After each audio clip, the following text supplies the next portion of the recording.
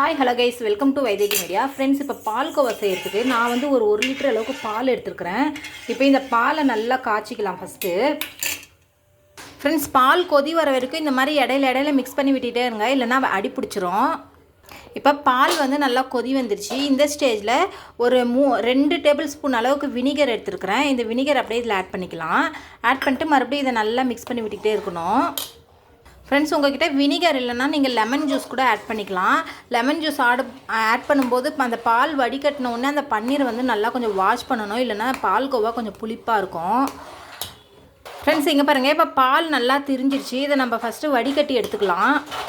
Friends, இங்கே பாருங்கள், இப்போ இந்த பால் ஆடையை நல்லா வடிகட்டி எடுத்தாச்சு. இப்போ வந்து இதை நல்லா மிக்ஸ் பண்ணிக்கலாம். இதில் வந்து கொஞ்சம் தண்ணி இருக்கும், அந்த தண்ணியெல்லாம் நல்லா வற்றணும், அந்தளவுக்கு நல்லா மிக்ஸ் பண்ணி விட்டுக்கலாம். இதனுடைய கண்டினியூஷன் வந்து நெக்ஸ்ட்டு ஷார்ட்ஸில் வரும், செக் பண்ணி பாருங்கள்.